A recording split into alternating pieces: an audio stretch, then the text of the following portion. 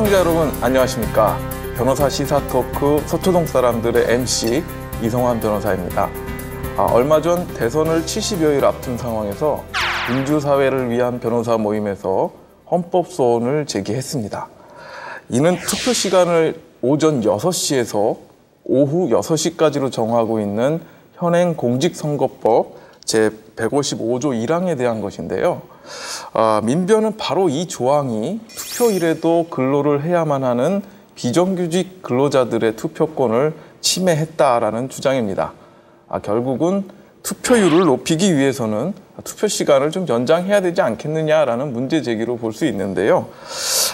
그런데 이 투표 시간을 연장하면 과연 투표율이 올라갈까요? 글쎄 이제 올라갈지는 그걸 떠나서 이게 과거에 민변이 문제를 제기하기 전으로 돌아가서 벌써 지난달 4일에 민주통합당에서 이 법 자체가 그 위헌 소지가 있다면서 9시까지 연장을 해야 된다는 개정안을 이미 제기를 했었죠.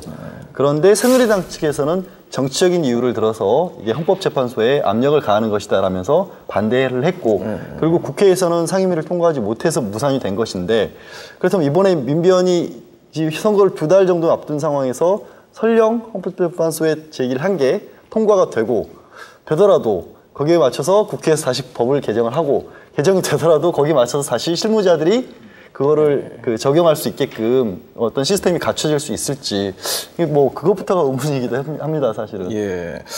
상황은 그렇지만, 이제 만약이란 걸 한번 가정해 보고 얘기해 보죠. 꼭 이번이 아니더라도 앞으로라도 투표율이 올라가기 위해서 투표 시간을 연장해야 되느냐, 말아야 되느냐, 이런 그것에 대해서는 충분히 생각해 볼 수 있으니까요. 예. 1998년도인가요? 일본에서 아마 투표 시간 마감을 오후 6시에서 한 2시간 정도 늘렸던 걸로 기억하는데, 그래서 투표율이 이제 상승했다라는 보도를 봤습니다. 이런 사실에 비춰봤을 때 아무래도 투표 시간이 좀 늘어나면 투표율의 변동은 좀 있지 않을까요?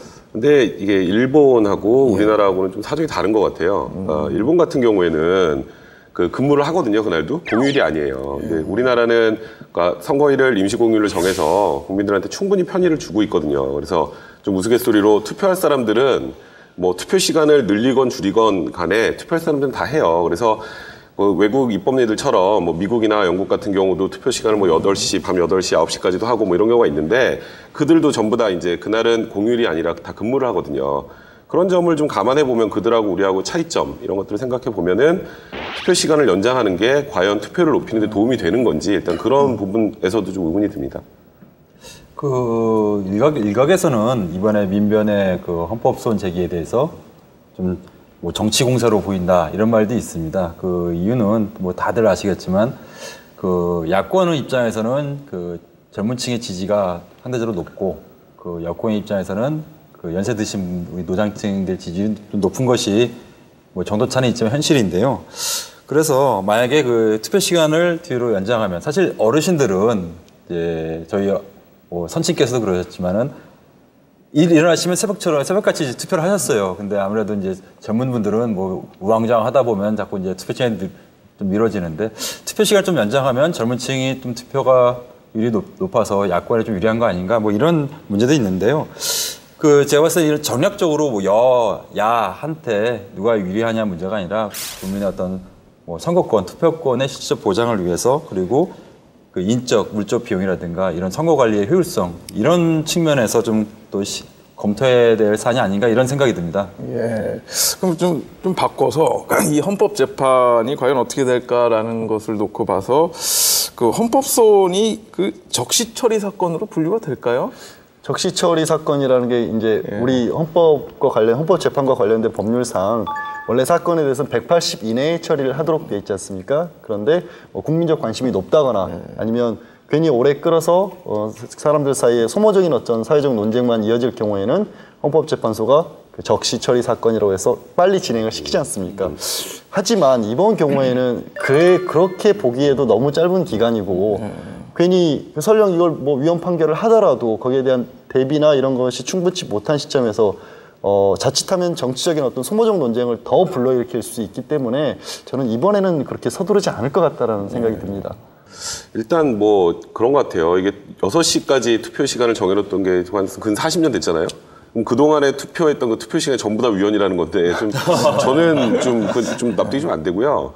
기본적으로 제가 아까 말씀드렸던 것처럼 우리나라는 그날이 공휴일이잖아요. 임시 공휴일이잖아요. 그러면 정말 투표할 사람들 다 하거든요. 기본적으로 투표할 의지가 있는 사람들은 뭐 그날 여행 가서 못할 사람들은 뭐 다음날 아침까지 무슨 투표를 한다 그래도 안 할 사람들이고 투표할 사람들은 기본적으로 다 하니까 지금 이 투표 시간을 조정해서 투표율이 변동되느냐 이런 걸 가지고 소모적으로 논쟁할 게 아니라 그럴 시간 있으면은 국민들 좀 삶의 질을 높이는 그런 정책 개발이나 하는데 좀 저는 힘썼으면 좋겠습니다. 오히려. 네, 저는 좀 두 가지 측면에서 이번에 좀 투표 시간을 좀 약간이라도 연장하는 게 낫지 않는 생각이 드는데요.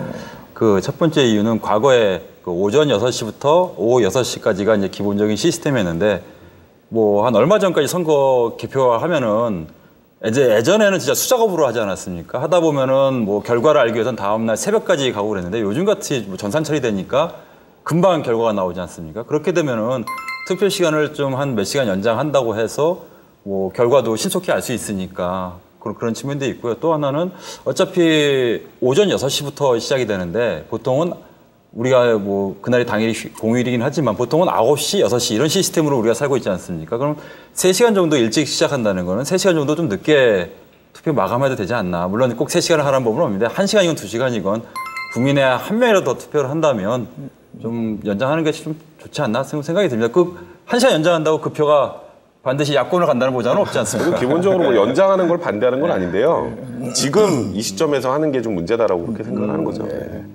예, 뭐 시기적인 문제는 분명히 있는 것 같고요. 투표율을 높이기 위해서 여러 가지 방안을 마련해야 되는 것은 또 우리 사회가 가진 숙제라고 생각됩니다. 정치에 대한 관심이 늘어나면서 국민들의 입맛도 뭐 상당히 까다로워지고 여러 가지로 복잡해지는 현상이 벌어지고 있습니다. 이번 대선에서 투표율이 뭐 70%가 넘을 거라는 예측도 나오고 있는데요. 민주주의 사회라는 것이 결국 높은 투표율을 기본으로 할 때보다 훌륭한 민주주의로 완성될 수 있지 않을까라는 생각을 해봅니다. 결국 투표율을 높이는 노력들은 반드시 필요할 것이고요.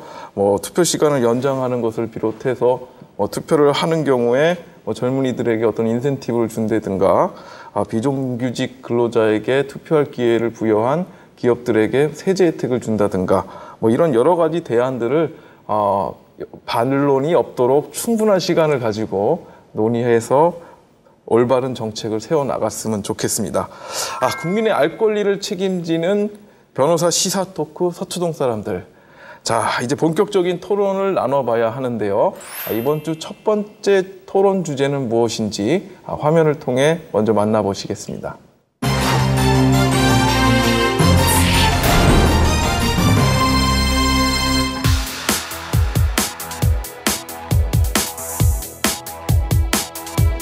대한민국 제18대 대통령 선거가 2달 남짓 남은 지금 새누리당 박근혜 후보를 비롯해 민주통합당 문재인 후보 그리고 무소속 안철수 후보 모두 대한민국 정치를 싹 바꿔야 한다고 주장하고 있습니다. 또한 민주통합당 문재인 후보와 무소속 안철수 후보의 단일화 문제는 온갖 추측과 함께 지난 1987년 대선을 떠올리는데요. 당시 김대중, 김영삼 후보가 단일화에 실패해 여당의 노태우 후보에게 패했던 기억이 남아있기 때문입니다. 따라서 이번 대통령 선거만큼은 흑색 선거가 아닌 정책 선거가 돼야 할 뿐만 아니라 정치권에 대한 불신을 종식하고 분열된 민심을 통합하는 후보가 제18대 대통령이 될 확률이 높겠죠. 선거 때마다 언행일치가 되지 않는 후보들의 공약처럼 이번 대선에서 빅3 후보들이 내건 슬로건 역시 공연불에 그치지 않길 바랍니다. 네, 서초동 사람들 제9회 첫 번째 토론 주제도 바로 18대 대선 이야기입니다. 이번 대선의 쟁점은 뭐니 해도 박근혜, 문재인, 안철수 이 세 후보의 삼각구도가 될 것인지 아니면 문재인, 안철수 후보의 단일화가 이루어져서 양자 대결로 이루어질 것인지 뭐 이것들이 가장 큰 쟁점이라고 볼 수 있는데요. 그렇다면 본격적인 토론에 앞서서 먼저 18대 대선판의 키워드가 뭔지 한번 정리해 보겠습니다. 역대 대통령 선거를 살펴보면 그때마다 그 판세를 좌우했던 키워드들이 있었는데요. 뭐 고전적인 키워드를 보면은 뭐 대세론, 색깔론, 경제 살리기, 지역주의, 또 후보 단일화 이런 것들이 있었고요. 지난 대선을 포함해서 최근에는 북풍이나 차떼기, 병역 비리, 뭐 탈권위화 그런 화두들이 떠올랐습니다. 이번 18대 같은 경우는 대략 한 7개 정도로 제가 한번 정리를 해봤는데요. 뭐 정치개혁, 야권 후보 단일화, 여권 내흥, 그다음에 후보 검증, 경제민주화, 복지, 또 균형 발전 이런 것들이 주로 거론이 되고 있는 것으로 보입니다. 예, 뭐 아무래도 MB 정권이 국방, 정치, 외교, 경제, 교육 뭐 이 모든 분야에서 낙제점을 받지 않았나 싶은데요. 뭐 이런 평가들이 있기 때문에 그 차기 대통령에 대한 국민들의 관심이 어느 때보다 뜨거운 것 같습니다. 아, 이번에 정권 교체가 이루어질 것 같아요. 네, 뭐 정권 교체가 이루어져야 되고 말고 문제가 아니라 기본적으로 지금 좀 전에 무슨 뭐 MB 정권은 모든 면에서 낙제점을 받은 것을 부인할 수 없다 뭐 이렇게 말씀하셨는데 그거는 저기 변호사님 개인적인 생각일 가능성이 더 많은 것 같고요. 일단 뭐 그런 부분에 대해서는 이번 선거를 통해서도 어느 정도 뭐 물론 후보가 뭐 이명박 지금 MB가 아니라 이제 박근혜 후보이기 때문에 좀 어느 정도 차이는 있겠지만 기본적으로 새누리당에 대한 평가 등을 통해서 MB 정권의 그 지난 5년간에 대한 평가는 그런 쪽으로 이루어져야 되지 않을까 싶습니다. 일단 뭐 정권 교체 문제는 뭐 차후에 논의하더라도 그 현 MB 정권은 그렇게 정리할 수 있을 것 같아요. 그 BBQ로 시작해서 내곡동으로 마감됐다. 중간에 4대강, 뭐 연평도 천안함 사건이 있었고, 뭐 747이 아니고 뭐 다 아시지 않습니까? 경제 선전율도 뭐 지금 3%니 2%니 이런 말도 있는 것 같은데, 그 뭐 전부 잘못했다 이렇게 평가하기는 힘들겠지만은 적어도 현 여권 후보인 그 박근혜 후보조차도 현 정권과 거리를 두지 않습니까? 당명도 변경하고 이것만 봤더라도 충분히 그 현 정권이 그 긍정적인 것보다는 부정적인 요소가 더 많지 않았나 이런 생각이 듭니다. 오늘도 제가 힘들 것 같네요. 제 사견. 예, 뭐 말씀하신 대로 이번 18대 대통령 선거는 정치권의 포퓰리즘 각본대로만 연출되지는 않을 것이라고 보여집니다. 그 뜻밖의 변수가 지금 속출하고 있어요. 뭐 구정치를 극복하고 과연 새로운 정치가 이루어질 것인지 뭐 이런 것들이 좀 관심사일 텐데요. 뭐 어떻게 생각하시나요? 일단 기본적으로 뭐 경제 발전, 우리나라의 그 눈부신 경제 발전에 비추어 볼 때 정치는 거의 뭐 최후진국 수준인 것 같아요. 국민 눈높이들은 다 이만큼 올라와 있는데 정치는 아직도 자기들 당리당략만 가지고 싸우고 국민들의 진짜 실생활의 안전이나 뭐 그런 부분에 대해서는 거의 그냥 겉으로 보여지는 거로만 노력을 하잖아요. 근데 그만큼 국민의 눈높이가 높아진 이상 뭐 대선 후보들도 그렇고 그 당들도 그렇고 이제 경제 관련된 부분을 떠나서 정치 개혁부터 좀 먼저 이루어져야 될 것 같아요. 정치 개혁을 통해서 이제 좀 더 깨끗하고 국민들하고 소통하고 국민들의 삶의 질을 향상시키는 정책을 개발하고 국민 속으로 들어가는 그런 류의 이제 정치적인 변화가 있어야 된다고 생각을 합니다. 일단 정치 얘기를 하니까 스튜디오가 이제 후끈후끈해지는데요. 예, 앞으로 벌어질 토론이 기대가 많이 됩니다. 예. 그렇다면 이번 18대 대통령 선거 과연 어떻게 펼쳐지고 또 어떻게 마무리가 될지 4명의 변호사들이 나름대로의 의견과 철학으로 한번 이야기를 풀어보도록 하겠습니다. 여러분은 지금 변호사 시사 토크 서초동 사람들과 함께하고 계십니다.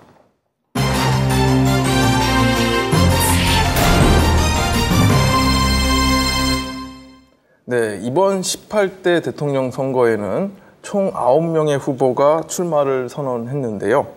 그중 빅3라고 불리는 박근혜, 문재인, 안철수 이 세 후보의 공약은 어떤 것들이 있는지 한번 살펴볼까요? 일단 뭐 제가 지금 보기에는 기본적으로 뭐 안철수 후보와 문재인 후보의 단일화 문제가 계속 이슈가 되고 있어서 딱히 뭐 공약으로 이렇게 딱 떠오르는 건 그렇게 많지 않은 것 같아요. 근데 뭐 일단 기본적으로 보면 뭐 세 후보 모두 다 뭐 경제 민주화, 복지, 뭐 균형 발전 거의 똑같아요. 제가 보니까 신문 기사를 읽다가 이렇게 위에를 가리고 이게 누구 거지라고 보면 틀리더라고요.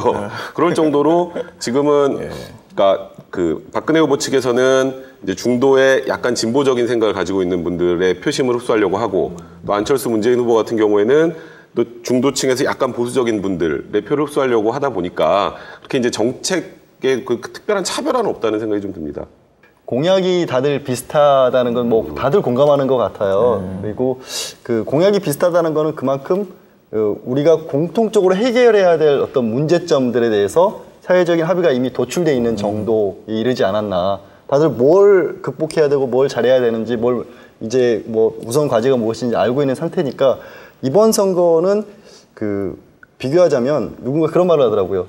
선거에 잘 이기는 사람들이 있고, 그러니까 자리에 잘 올라가는 사람들이 있고, 올려놨을 때 그 일을 잘 해낼 수 있는 사람들이 있는데, 되게 사람들이 그 두 개를 구별하는 데 있어서 좀 어려움들을 겪는다. 정말 그 문제점들이 명확한 만큼 이번 선거는 과연 누가 정말로 우리나라를 그런 위기 상황들을 극복해 나갈 수 있는가 하는데 좀 포커스가 맞춰져야 될 것 같아요. 그래서 공약 아닌 다른 것들로 인물이라든가 뭐 그 외에 그동안 그 사람이 밟아온 행적이라든가 이런 것들을 살펴보면.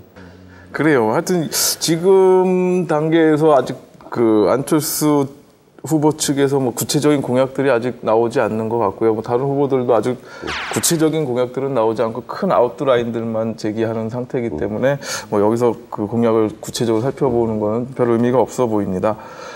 그렇기 때문에 또 공약들이 비슷하고 지향하는 바들이 얼추 비슷하기 때문에 단일화 문제가 더 극명하게 드러나는 것 같아요. 그래서 과연 이 문재인 안철수 후보가 단일화를 이뤄낼 것인지 아니면 지난 1987년 김대중, 김영삼 후보 간에 벌어졌던 그 현상이 똑같이 벌어질 수 있을 것인지 뭐 이런 의견들과 전망이 아주 난무하고 있는 상태로 보여지는데요. 만약 이 두 후보가 단일화를 할 것인지 된다면 어떤 수순으로 이루어질 것인지. 그 87년도 때와는 약간 다른 게 그 사실 87년도에 당시 김영삼 후보와 김대중 후보만 해도 그 비슷한 성향의 어떤 정당적인 배경을 가진 상황이었잖아요. 비록 그때는 나눠져 있었지만 그런데 이번 선거에 정말 아무래도 핵심 그 이슈가 되고 있는 건 안철수 후보인데 안 후보 같은 경우에는 저희가 이제 변호사들이니까 법적인 관점에서 봤을 때 우리나라는 기본적으로 단전 민주주의 그 중에서도 정당 정치를 그 원칙으로 삼고 있는데 그런 어떤 정치적인 기반이 전혀 없는 상태에서 새로운 대안처럼 제시가 된 거거든요. 또 안철수 후보 같은 경우에는 뭐 젊은 층들을 상대로 해서 SNS라든가 이런 걸 기반으로 해서 그동안에 조직적인 어떤 정치 문화가 아닌 그 오히려 직접 민주주의에 가까운 그런 것을 들고 나오셨단 말이에요.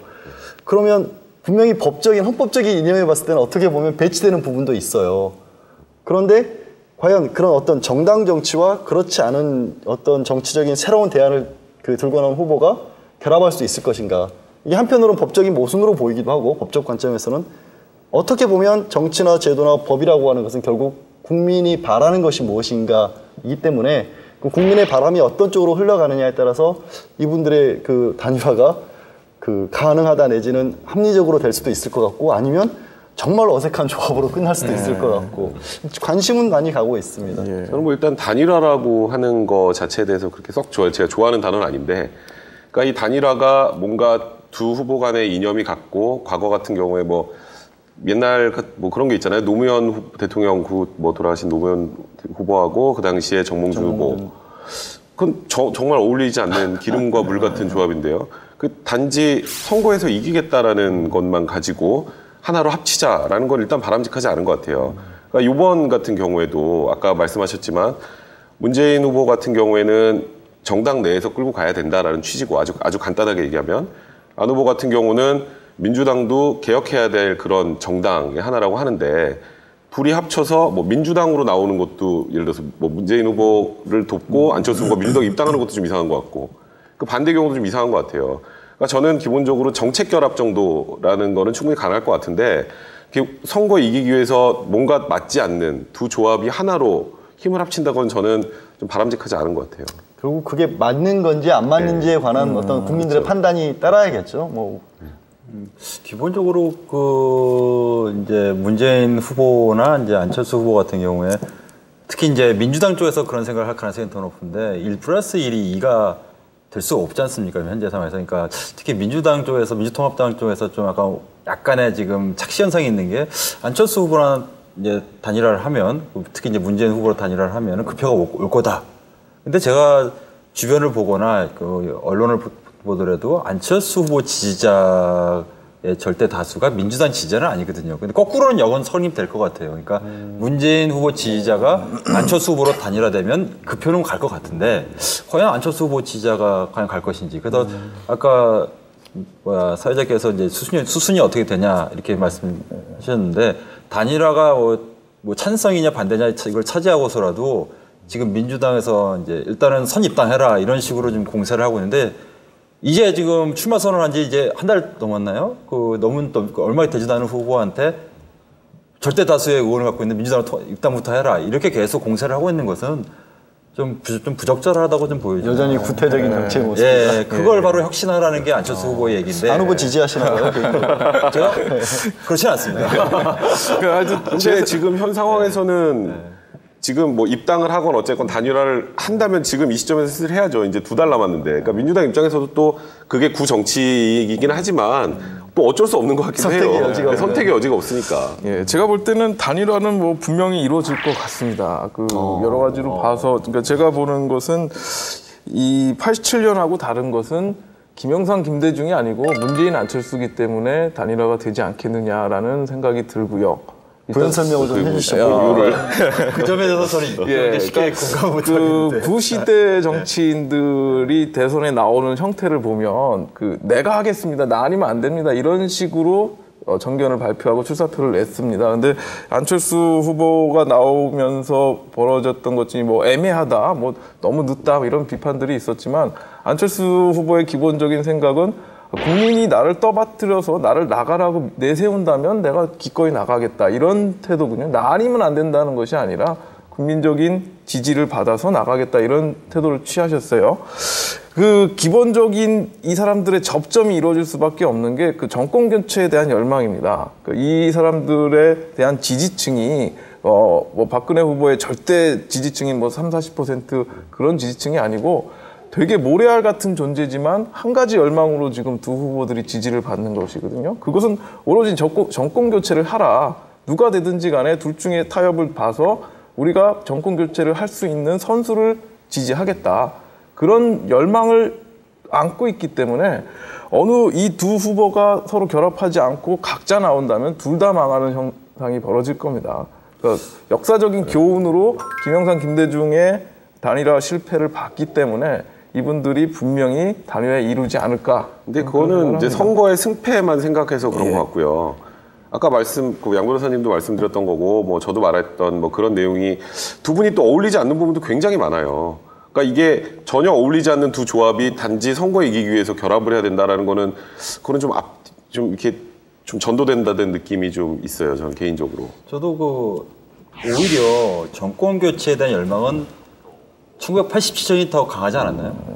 그럴 수 있죠. 사실은. 확신하겠다고 진짜로 군부 독재 정권에 대해서 수십 년, 거의 약 20여 년 만에 처음으로 직선제를 쟁취했고 그때야말로 정권 교체가 너무나도 이제 국민들의 열망이었지 않습니까? 60한장도 있었고요. 그리고 제가 아직 그때는 고등학생이라 잘 기억은 잘 안 나지만은 87 단일화 분열 이전만 해도 김영삼, 김대중 두 정치 지도자에 대한 국민의 신뢰는 굉장히 높았다고 생각합니다. 지금의 문재인, 안철수보다 훨씬 높지 않았을까. 그리고 신뢰도 이분들은 단일화할 거야. 이분들은 욕심이 없으신 분이야. 이분들은 국민을 위해서 계신 분이야. 단일화 깨지니까 그때부터 이제 포화 같은 욕을 먹는 거지. 그래서 이 두 가지 지점을 봤을 때는 이번에도 지금 돌아가는 형태를 봤을 때 혹여 단일화가 안 될 수도 있지 않나. 요즘엔 좀 그런 생각이 좀 약간씩 조금씩 들고 있습니다. 지금 왜냐하면 문재인 후보가 과연 민주통합당의 절대 주주냐.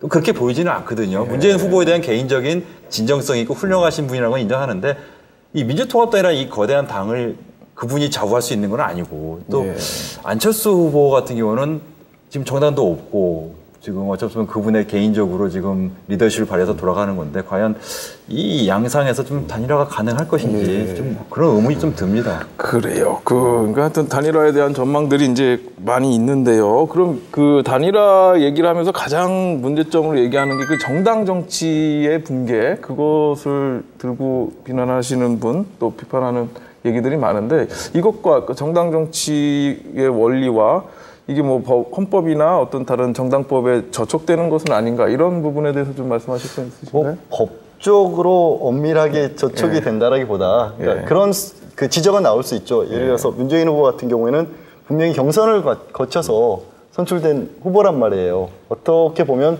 민주당 내부에서는 이미 그분을 대통령으로서 뽑아놓은 상태인데 어떤 식으로 결합을 하든지 간에 만약에 문재인 후보가 안 후보 쪽과 통합을 하면서 본인이 그거를 뭐 사퇴한다 이렇게 되면 그게 좀 틀이 깨지는 그런 모습을 원리만 따지고 놓고 보면 그런데 또 반대로 아까 제가 말씀드렸다시피 그럼에도 불구하고 만약에 그것이 국민들이 원하는 것이라면 그리고 어떻게 보면 김 변호사님은 그 문재인 후보가 민주당의 절대 주주가 아니기 때문에 이거를 그 거대한 정당을 자기 마음대로 끌 수가 없기 때문에 어렵지 않느냐 이런 부분도 말씀하셨는데 저는 반대로 그렇기 때문에 본인이 민주통합당이라는 그 짐이 무겁지 않기 때문에 내려놓을 수도 있는 그런 상황도 가능하다고 봐요. 안철수 후보 쪽으로 된다면 오히려 정말로 기존 어떤 정당 체제가 깨지는 그런 현상이 벌어지겠죠.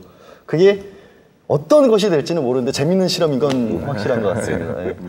뭐 저는 기본적으로 뭐 법적으로 맞고 틀리고 문제를 떠나서 아까 뭐 저도 계속 이상하게 양 변호사님으로 비슷한 쪽으로 가는데 이상한 거 아니에요? 뭐 굳이 그걸 이상하다고 그러니까 우리가 맨날 그랬잖아요. 근데 지금까지 기본적으로 굉장히 어울리진 않죠. 뭐 안철수 후보 쪽으로 단일화가 된다. 그럼 안철수 후보의 선거운동은 또 민주당에서 할 거고 근데 안철수 후보가 민주당에 입당하지 않은 상태로 되게 묘해지는 거예요. 묘해지는 거 말 그대로. 그리고 뭐 문재인 후보가 단일화 되면 뭐 그렇다면 뭐 얘기가 좀 괜찮을 것 같은데 안철수 후보가 단일화가 되면 그 자체로 뭔가 굉장히 어색한 조합이 되는 거죠. 뭐 누군가는 그런 얘기 하더라고요. 민주당이라는 집을 헐어서 건축 자재만 빼내서 새롭게 세울 수 있지 않느냐. 새롭게 정당을 합쳐서 하나로 만들거나.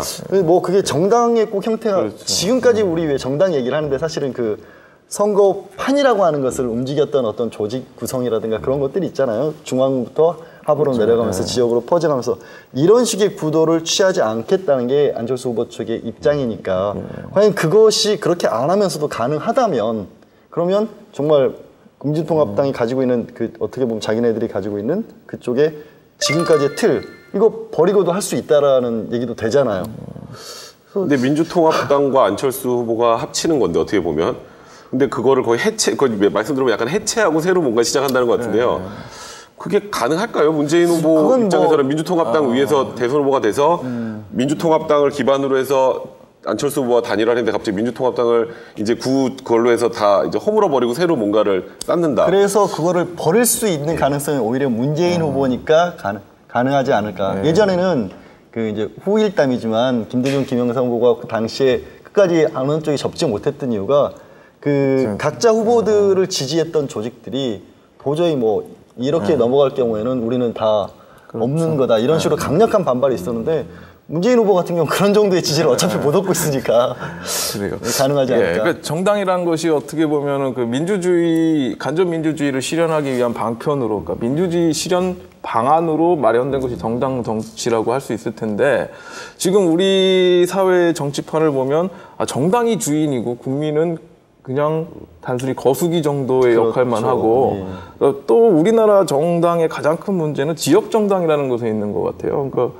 뭐 모당은 영남, 모당은 호남 뭐 이런 식으로 갈려 있는 그런 지지 기반의 문제인데 양 변호사님 말처럼 민주통합당이 해체되고 정말 새로운 정당, 그러니까 지역과 상관한 전국 정당으로 발전한다면 새누리당이 한 지역을 지지 기반으로 해서 고립되는 형태의 정치판은 짜지지 않을 것이기 때문에 이 문재인 안철수 후보가 연합해서 새로운 정치판을 짜준다면 우리나라 정치 발전에 엄청난 새로운 혁신이 일어나지 않을까라는 기대는 좀 해봅니다. 그래서 우리가 구태여 정당이라는 어떤 형식에 얽매일 필요는 없지 않느냐. 뭐 몇십 년 전통의 민주통합당이 후보를 못 내는 게 말이 되냐 이런 식의 비판은 좀 현재의 정치판에 맞지 않는 비난이 아닌가 좀 생각을. 국민은 그걸 바라죠. 국민은 그걸 바라는데 과연 할 수 있을지 현실적으로 가능할지 잘 모르겠다. 이상적으로는 너무너무 훌륭한 말씀이신데 사실은 우리나라 정치판 정도의 문제가 아니라 전 세계의 어떤 민주주의 역사상 새로운 시도가 될 수도 있어요, 정치사에서. 근데 그게 또 가능할 수도 있는 것이, 그러니까 예전과 지금 다른 현 시대는 SNS 시대 아닙니까? 그 국민들이 직접 정치인과 소통을 하는 시대이기 때문에 어떻게 보면 직접 민주주의가 곧 실현될 수도 있지 않느냐는 기대를 해볼 수 있습니다. 그게 이제 가장 처음부터 제가 말씀드렸던 그게 너무나 재미있다라는 거죠. 과연 그런 게 이루어질 수 있을까? 과연? 그렇다고 직접 민주주의 내지는 SNS를 통한 어떤 정치에 또 약점이 없진 않잖아요. 우리 서로 모순점이나 어떤 부작용도 많다는 걸 알고 있는데 그렇게 되면 또 이제 나이 많이 드신 분들이 소외되는 또 그런 문제도 생기죠. 그럴 수는 있죠. 그거는 또 국회 내에서 국회라는 어떤 나눠서 정당들이 차지할 수 있는 부분들이 있으니까. 그렇습니다. 자, 요 얘기는 요 정도로 마무리하고요. 마지막으로 한 가지만 짚어보겠습니다. 이번 대선에서 캐스팅 보트를 쥔 것은 아무래도 2040 세대, 중도, 무당파, 수도권 이런 식으로 이제 얘기들이 나오는데 과연 이런 분들의 표심이 어디로 갈 것으로 좀 예상해 볼 수 있을까요? 이번 대선은 종전 대선이죠. 과거 이제 이명박 현 대통령 후보랑 그 당시 정동영 후보와 같은 상황은 없을 겁니다. 오히려 그 전 상황, 노무현 고 후보랑 노무현 후보랑 이회창 후보 내지는 이회창 후보랑 김대중 후보처럼 박빙의 승부가 아닐까 좀 이런 예상이 드는데요. 지금 양쪽의 고정표는 다 예측하시겠지만 40% 정도는 고정표는 있지 않을까. 여권이건 야권이건 40%는 있지 않을까. 야권은 단일화가 된다는 전제합니다만은 40%. 나머지 이제 표들이 문제인데 다행히도 과거와 달리 지역색은 좀 약간은 좀 완화되지 않았나. 그러니까 한쪽에서 80, 90% 이렇게 득표율은 나오지는 않을 것 같고요. 그래서 오히려 지금은 이제 지난 10년 전에 노무현 대통령 그 당시 후보를 찍었던 그분들이 지금 50대예요, 이제는. 그 당시 소위 386 초반 세대들을 따지면 그분들이 50대가 됐는데 과거에는 이 50대들이 여론조사를 하면은 절대 다수가 여당을 찍었죠.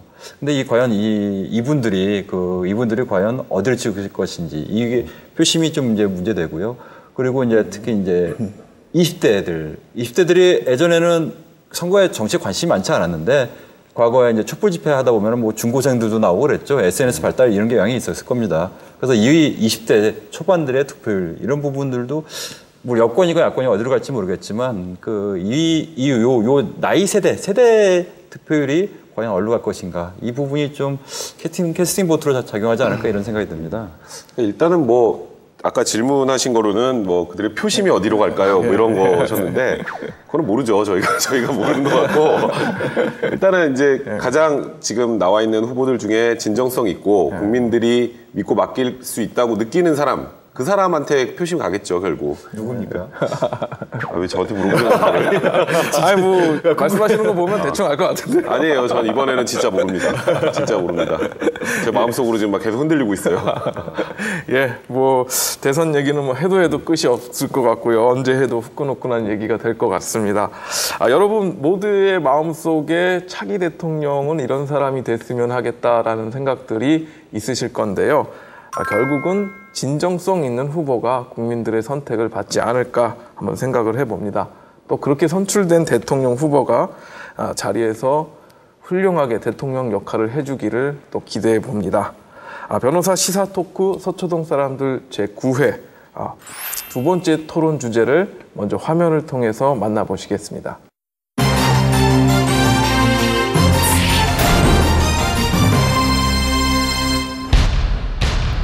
지난 9월 7일 아동과 청소년이 등장하는 음란물을 소지한 자를 징역형에 처하는 법률 개정안이 발의됐습니다.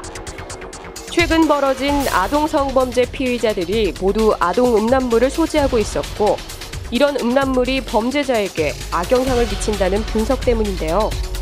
하지만 이 법률 개정안에선 아동 청소년을 성인과 구분하는 기준이 모호할 뿐만 아니라 음란물을 소지만 해도 벌금형 없이 징역형에 처할 수 있다는 것이 문제점으로 지적되고 있습니다. 때문에 누리꾼들 사이에선 이번 개정안에 대한 갑론을박이 팽팽히 맞서고 있는 상황인데요. 그렇다면 거리에서 만난 시민은 아동 청소년 음란물 소지 처벌 강화에 대해 어떻게 생각하고 있을까요? 처벌이 강화됨으로써 한 건이라도 그런 사례가 비슷한 사례가 발생하면 처벌 사례가 발생하면 그거에 대해서 아무래도 경각심이나 그런 게 들 것이고 너무 잘 된 것 같아요. 그런 거 있으면 안 돼요. 더 많이 유포되고 사람들이 이거 보면서 거기서 동기부여 받아서 또 이제 범행으로 이어질 수 있기 때문에 저는 아동 성인물 같은 경우에는 더 강력하게 법 처벌해야 된다고 생각합니다. 이걸 범위를 넓게 잡은 것 같아요. 굳이 그렇게 안 해도 막 얘기 들어보니까 사람들 또 한쪽에서는 남자도 막 교복 입고 나오고 여자도 아줌마들 교복 입고 나오고 막 이런 것도 나오고 그런데 그런 식으로 나오면 웃기죠. 근데 물론 취지는 좋다고 생각해요. 일단 시작이 이렇게 되면은 끝에 정리를 차근차근 해야 되는 게 좋겠죠. 너무 그냥 심한 것 같아요. 뭐 삭제하는 사람들은 뭐 자기가 모르고 받았을 수도 있고 왜 받는지 모르겠지만 그 내용은 모르고 받지 않을까요, 그런 사람들이. 우리 정부는 아동 성범죄를 막기 위해 다양한 대책들을 쏟아내고 있는데요. 하지만 아동 청소년 음란물 소지 처벌 강화로 모든 아동 성범죄를 막을 수 있을까요? 예, 하루가 멀다 하고 발생하고 있습니다. 이 성범죄, 특히 딸을 둔 부모님들의 마음이 매우 무거울 텐데요. 저도 딸을 키우고 있는 입장에서 이렇게 자기 방어가 약한 어린이들을 상대로 이런 성범죄를 저지른다는 것이 어떻게 처벌해야 할지 아주 피 끓는 분노를 느끼고 있습니다. 이 부분에 대해서는 서초동 사람들이 여러 회에 걸쳐서 열띤 토론을 한번 했었는데요. 화학적 거세를 해야 한다, 물리적 거세를 해야 된다, 이런 얘기들까지 해봤었습니다. 다양한 의견들이 나왔었죠. 최근 검찰이 아동 청소년 음란물을 소지하고 있는 사람에 대해서 엄하게 처벌하겠다라고 나섰습니다. 이제 아동을 상대로 성범죄를 저질렀던 이런 파렴치한 범인들이 아동과 청소년이 나오는 음란물들을 다량으로 소지하고 있었다. 그래서 그걸 보고 충동적으로 범행을 저질렀다. 그런 이유 때문인 것 같습니다. 저는 이제 적어도 아동 청소년을 이용한 음란물에 대해서 굉장히 강력하게 처벌해야 된다는 것 자체에는 공감을 해요. 동의하고 필요하다고 생각하는데 문제는 검찰이 갑작스럽게 3월 16일 그 개정법이 발효된 이후부터 삭제에도 한번 내려받았던 사람들을 처벌을 하는데 조항도 보면은 이거 자체가 아동 청소년으로 인식할 수 있는 그러니까 아동이 등장하지 않더라도 이런 것도 있고 소지하는 것도 아니고 삭제에도 처벌한다거나 이런 식의 것들 때문에 어떤 소식을 접한 사람들이 좀 다소 혼란을 겪으면서 이거 야동 한 편 잘못 봤다, 패가 망신하는 거 아니냐 이런 우려도 하고 있고 그렇다고 하더라고요. 예, 검찰이 각종 아동 성범죄를 막기 위해서 이런 강수를 둔 것이 이해가 되기는 하는데요. 양 변호사님 말씀대로 그 기준이나 형평성 애매해서 말들이 참 많은 것 같습니다. 그래서 얼마 전에 10월 14일이었죠. 경찰청에서 보도자료를 냈는데 아동 음란물 개념에 대해서 아동 청소년 또는 그렇게 인식될 수 있는 사람이나 표현물이 등장해서 일반인에게 성적 수치심이나 혐오감을 주는 행위를 표현하는 것, 나름 정의를 좀 했습니다. 예. 그런데 이제 경찰이 보도자료 내기 전에는 실제 아동이 등장하는 영상물은 물론이고 성인이라도 아동으로 보이게끔 한 영상도 처벌 대상에 포함시켰다 이래서 말들이 참 많았죠. 다들 보신 적이 있지 않을까요? 교복 차림의 성인 배우가 성인인데 이제 교복 차림 이름으로 마치 이제 청소년인 것처럼 해서 이제 과연 이런 음란물이 이것도 이제 처벌되는지 소지할 경우에 좀 문제될 수 있는데요. 경찰청에서는 이런 경우에는 아동 청소년 음란물로 간주되지 않는다 이런 취지로 좀 발표했습니다. 근데 이렇게 했다고 해도 이 부분도 좀 애매한 것 같아요. 어떠신가요? 그게 이제 저는 그렇게 생각을 했죠. 아까 말씀드린 대로 필요하다고 생각을 하는데 그거는 거의 정말 이건 누가 봐도 범죄다. 이런 어린 아동이나 청소년을 가지고 성적인 어떤 행동을 하게 만드는 것 자체가 범죄다라고 생각되는 그런 어떤 영상물 이런 것만 처벌하는 줄 알았는데 또 꼭 그렇지만 않은 것 같아요. 실례로 저도 뉴스에서 본 것입니다만 같은 어떤 피의자에 대해서 각기 다른 경찰청에서 뭐 동일하게 불러서 너는 뭐 벌금 대상이 될 것 같다 했다가 또 어떤 경찰서에서 불러서 이거는 뭐 아무 무혐의 처리가 될 것 같다 이런 식의 그 수사를 받았다라는 그런 뉴스도 있고 그래서 우리 사회의 그보다 문제는 우리 사회에서 어떻게 보면 법적으로 분명히 금지가 돼 있는데 명목상 그런데 실질적으로는 별거 아닌 것처럼 유통이 막 되고 있는데 어느 날 갑자기 그 중에 일부를 강력하게 처벌을 하겠다라고 하니까 어디서부터 뭐가 문제가 되는 건가에 대해서 사람들이 혼선을 느끼는 것 같아요. 예. 뭐 어쨌든 민주주의라는 것은 죄형 법정주의는 반드시 지켜져야 되고 이 형벌의 기준은 명확해서 누구든지 판단할 수 있는 기준이 돼야 될 것으로 보이는데요. 그런 면이 좀 부족하지 않나 하는 생각을 미리 좀 해봅니다. 어쨌든 간에 좀 논란이 지속되고 있는 이 아동 청소년 음란물 소지자 처벌 강화. 이 문제점은 무엇이고 또 이게 효율성이 있긴 한 것인지 또 효율적인 단속을 위해서는 어떻게 돼야 할 것인지 한번 토론을 해보도록 하겠습니다. 여러분은 지금 변호사 시사 토크 서초동 사람들과 함께하고 계십니다.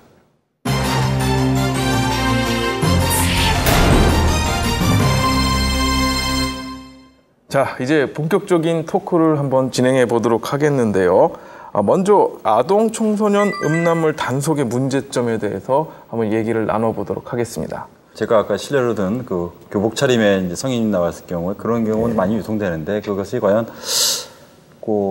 이 현행법 위반이냐 이런 문제도 있고요. 그리고 이 법이 지금 뭐 이렇게 이번에 마치 이제 이번에 시작된 건 아니지 않습니까? 이미 시행 중이었죠. 근데 제가 뭐 이번 토론 주제로 됐길래 한번 알아봤더니 이걸로 과거에 처벌된 사례는 거의 없지 않나요? 거의 찾아보기 힘듭니다. 그래서 갑자기 새삼스럽게 이런 것도 좀 이해가 좀 되지 않고요. 아까 뭐 우리끼리 잠깐 토론 전에 얘기했지만 온 국민의 범죄야, 특히 남성 산다래요.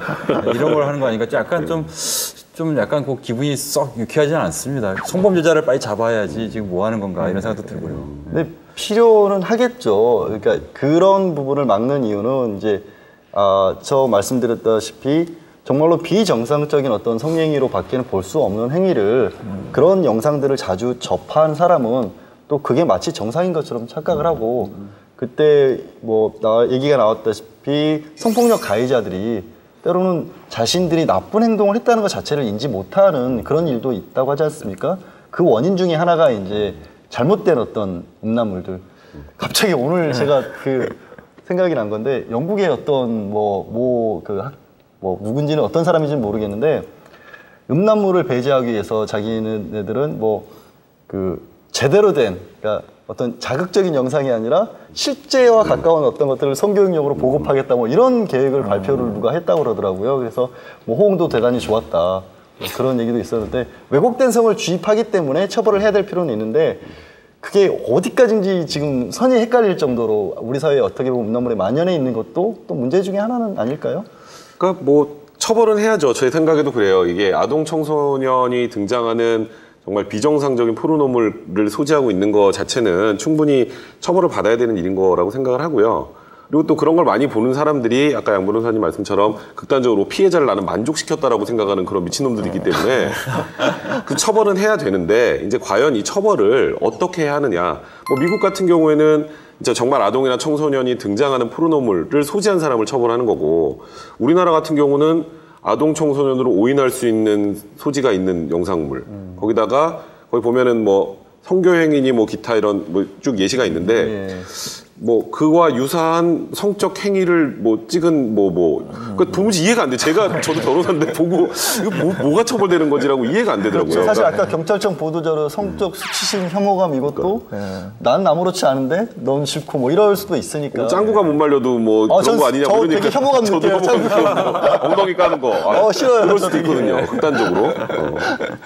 예, 그렇습니다. 하여튼 여러 변호사님들 의견을 종합해 보면 결국 음란물, 아동 음란물에 대한 단속은 있어야 되는데 그 처벌 기준이 너무 모호하지 않느냐 이런 걸로 종합될 수 있을 것 같아요.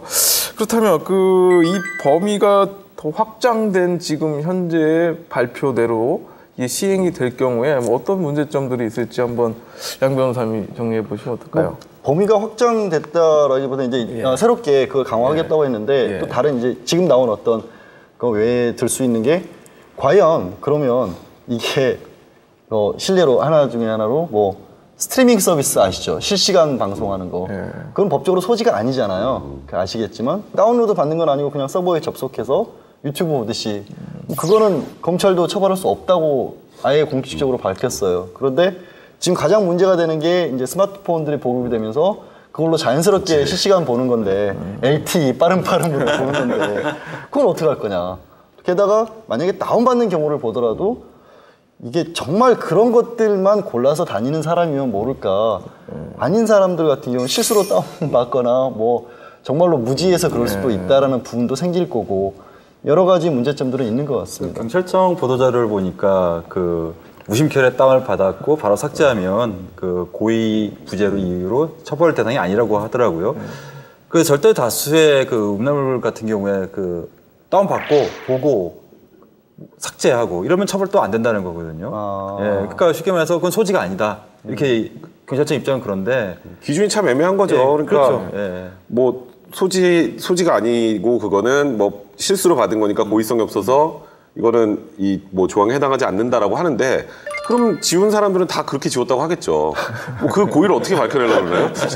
뭐 이런 거 있죠. 한 100개쯤 받은 사람은 그거 실수로 했다고 보기가 좀 어려울 거니까. 그리고 예를 들어서 뭐 이렇게 쭉 이렇게 나와 있는 번호에서 나는 이걸 받으려고 그랬는데 받아보니까 그거였는데 까먹고 안 지웠어요. 예를 들어서 나중에 난 그거 받은 게 아니었는데 라고 생각할 수도 있거든요. 그러니까 다운받아놓고 안 봤을 수도 있고. 안 봤을 수도 있고. 그러니까 그런 것들을 생각하면 이게 좀 너무 애매한 것 같아요. 그러니까 뭐 명확하게 정말 아동 청소년에 등장하는 뭐 범죄에 가까운 뭐 그런 포르노물은 당연히 처벌해야 되는데 이렇게 뭐 거의 제가 보기에 온 대한민국 국민 남자들을 거의 범법자로 만들려는 게 아닌가라는 생각까지 들 정도로 좀 그런 것 같아요. 그러니까 형법이라는 것 자체가 최대한 덜 개입을 해야 되는데 형법의 보충성이라는 것 때문에라도 그리고 이게 뭐 아까도 계속 얘기했지만 아까 뭐 김학규 변호사님 말씀하셨던 것처럼 과거에도 있었어요. 이 법이 있긴 했는데 약간 개정된 거잖아요, 내용이.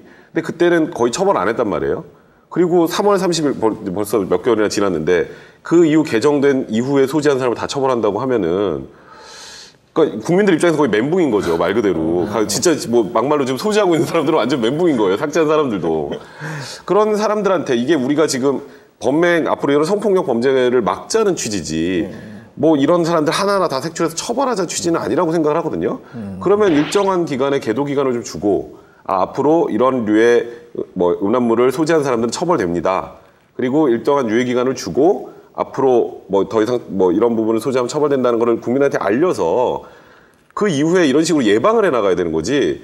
과거에 3월 30일 이후에 뭐 뭔가 다운이라도 한번 받았다 삭제한 사람들 뭐 이런 사람들까지 찾아내겠다는 느낌으로 많은 국민들이 받아들이는 것 같아요. 오히려 공포감만 조성하는 게 아닌가라는 생각이 듭니다. 근데 이제 얘기를 하시다 보면 들은 게 이제 실무를 하다 보면 수사기관에서는 때로는 그런 명확한 기준이 정해지지 않은 상태에서 위에서 이렇게 해라라는 또 이런 지침이 내려오면 또 열심히 찾을 수밖에 없잖아요. 그러다 보면 정말 엉뚱한 피해자가 실제로 생길 수도 있겠다는 생각이 드네요. 기본적으로 본보기를 위해서라도 몇 명은 잡아야겠다 뭐 이럴 수도 있으니까. 그러면 이제 걸리면 영로또죠, 영로또.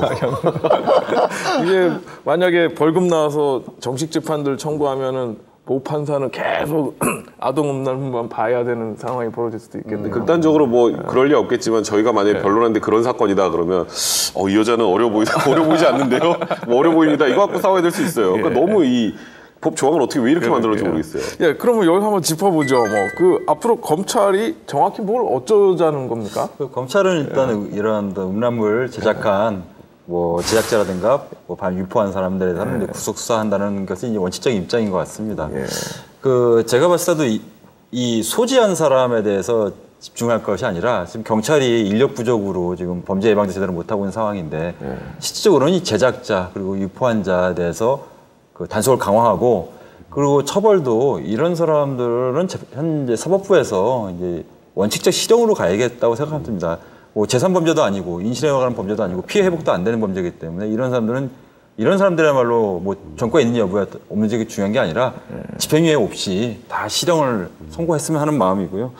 그래서 앞으로 이제 결론적으로 소지한 자와 제작 유포한 자를 좀 구별해서 소지한 자를 해서 집중할 것이 아니라 이 전자 쪽에 집중해서 엄격한 처벌을 해야 되지 않나 생각이 듭니다, 결론적으로. 예, 이게 뭐 김선생님 말이 타당한 것 같아요. 좀 집중해야 될 부분을 좀 잘못 짚은 거 아닌가라는 생각은 좀 듭니다. 그렇다면 앞으로 그 검찰의 단속 방향, 이게 철회되어야 될까요? 아니면 기준을 좀 더 명확하게 해야 될까요? 기준을 명확히 해야겠죠. 그러니까 기준을 명확히 해야 된다는 게 정말 교복만 입었다고 처벌하는 거는 좀 아닌 것 같고 정말 물론 고충은 있을 것 같아요. 실제 이거를 어떻게 정리를 할 것이냐, 어떻게 이게 참 어려운 일이잖아요. 사실은 어디 이걸 뭐 알 텐데 직감적으로는 알지만 이게 뭐 문서화를 시킨다거나 이런 데 어려움이 따르기 때문에 뭐 경찰에서도 성적 수치심이니 혐오감이나 이런 말을 쓸 수밖에 없었겠지만 그 어떤 기준을 명확히 하는 데서는 사건이 벌어지고 나서 법정에서 싸우고 뭐 변호사들은 변론을 하고 이런 과정을 통해서 판례가 만들어지면서 기준이 세워지잖아요. 그게 일반적인 모습인데 이 사안 같은 경우는 그렇게 해서 기준이 세워지기까지의 그 범인으로 몰린 사람이 피해가 너무 클 것 같아요. 그렇죠. 그게 좀 우려되는 부분입니다, 사실. 그러니까 저는 뭐 그 부분에 대해서 뭐 당연히 찬성하고요.